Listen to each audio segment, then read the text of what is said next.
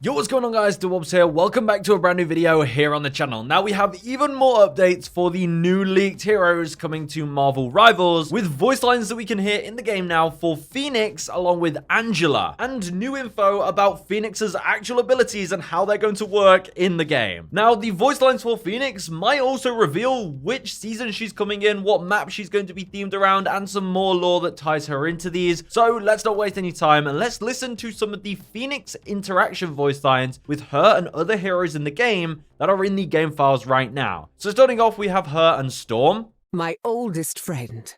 Yes, Jean. We need all your power. So I believe these are just interactions between Storm and Jean Grey. Nothing to do with a KO or a death, just normal interactions. But the fact that she says, yes, Jean, we need all your power, does make me believe that the ultimate will be the Phoenix form or the Phoenix Force, or turning her into a giant phoenix of some sort, because this voice line kind of makes sense with that. We obviously have her leaked abilities as well, but then we have an interaction between her and Rocket Raccoon. Hey, I'm looking for a giant tree and some humanoid morons. You seen them? They're kind of my only friends. Whoa!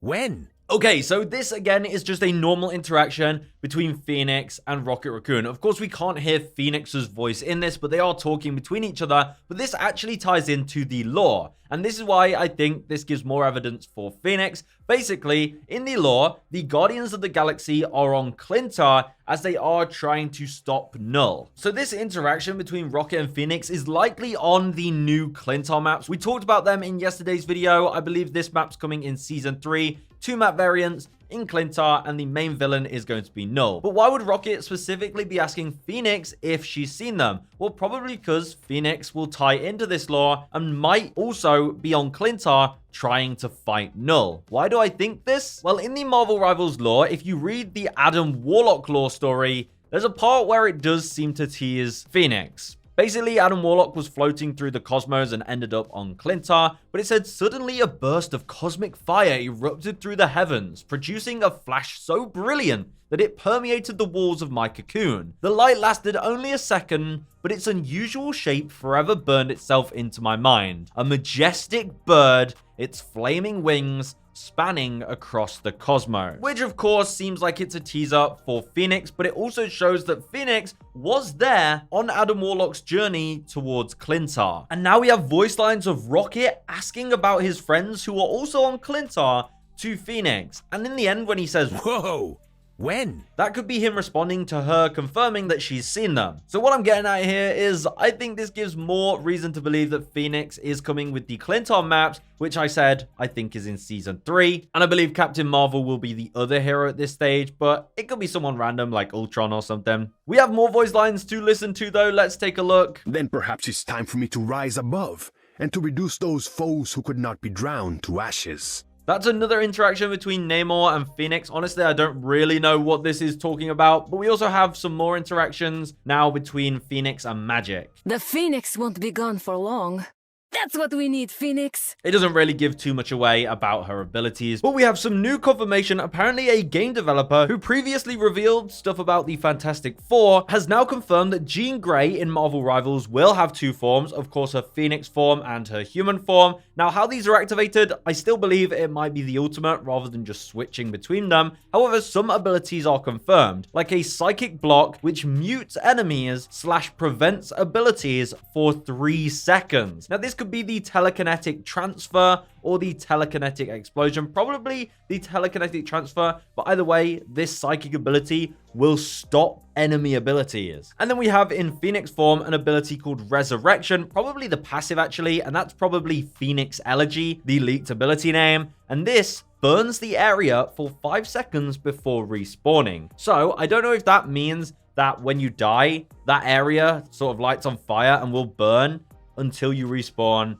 and then, you know, it will disappear. Or if it's an actual ability where you respawn yourself. Like, if you're dead, you can respawn, it'll burn the area for 5 seconds, and then you'll appear. I don't know, I think it's more of a passive for when you die, but that's awesome to see more info about Phoenix's abilities. But yeah, it's really cool actually hearing that the voice lines are pre-recorded interacting with the heroes. And what this most likely means from a developer's point of view is that they already planned the next 5, 6, 7, or 8 characters to come to the game. Obviously, they told us they plan a year in advance. So what they would have done is when they already had the voice actors for the current heroes in the game in the studios recording the voice lines, they would have pre-recorded the voice lines for the next set of heroes that they knew were coming to the game, so that they didn't have to call the voice actors back into the studio, pay them more money to re-record more stuff. It makes sense to do it all in one go when you have these heroes planned, which gives a lot of evidence to believe that these heroes that have now got leaked voice lines are coming in the next year or so in Marvel Rivals. Of course, in that time frame, things can get scrapped and pushed back, but the devs definitely know what they were planning for the next few seasons of Marvel Rivals, and we're seeing evidence of that in the game files. But as I mentioned, we also have voice lines for Angela. So of course, Angela being the sister of Loki and Thor, a bit of an obscure one. Not many people were expecting her in Marvel Rivals, but she has some pretty cool interactions. First of all, with Loki, they're quite cheesy. I like it. Angela, darling, am I supposed to believe that Odin had a Kingslayer daughter that I have never known of? A valiant warrior has fallen. Oh, no. I'm not surprised that the one-eyed old man has secrets. No. I am shocked that she is another betrayer. So that's Loki finding out about his sister he never knew he had. We also have a Doctor Strange interaction. Avenging angels always fall in the end. Referencing Angela's origin, as she is one of the angels of heaven. We also have an interaction between her and Rocket. You didn't bring Thor, did you? Well, crap. Guess we'll just have to destroy Null and reunite the Guardians of the Flarkin Galaxy ourselves. And once again, it seems like Null is cropping up, so this could be an interaction on the brand new Clinton maps as well. A lot of these leaks keep pointing to these new maps and defeating Null. And notice he says reunite the Guardians, and in the last one he was trying to find his other Guardians. So the lore on this Clinton map, I think, will end up splitting up the Guardians, or they're going to get lost, or maybe some of them are going to get captured. There's a lot of lore coming out of these voice lines alone. And finally, we have Hela interacting with Angela. My last obstacle gone. Truly, this is fate.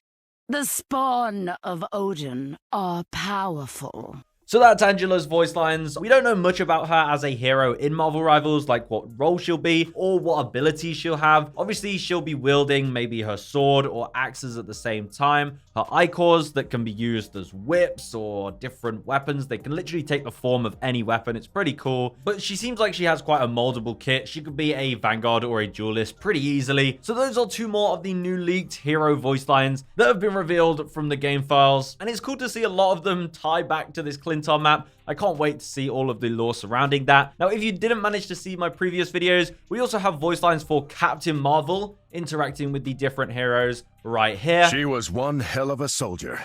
That's what the Brain Trust tells me. Not too shabby, Danvers. That part's a little uncertain, but we're gonna find out.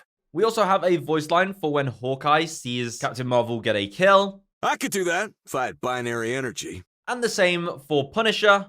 Nice work, Captain. Or is it Colonel? And there was some voice lines for the Hood interacting with Spider-Man, which is pretty cool. You always choose the wrong side, Robbins. Boy, it feels weird to root for him. Oh, weird. Do I feel bad about that? And finally, we had some Emma Frost interaction voice lines. Never really trusted you in the first place, Frost. I'll admit, you made that look good, Emma. Never liked you, Emma, but we sure could have used you. As cold-hearted as your name suggests, Frost. So those are all of the leaked heroes that we now have interactions with in the voice lines, which makes me believe that these sets of heroes will definitely be in the next year of Marvel Rivals. Let me know your thoughts in the comments, and we'll probably be back again tomorrow with even more voice lines, probably for Deadpool maybe, or MODOK. Who knows? The list goes on for the leaked heroes, but I think we are starting to make sense of all of the different heroes and where they'll fit in the lore. Anyway, I'll catch you guys in the next one. Goodbye.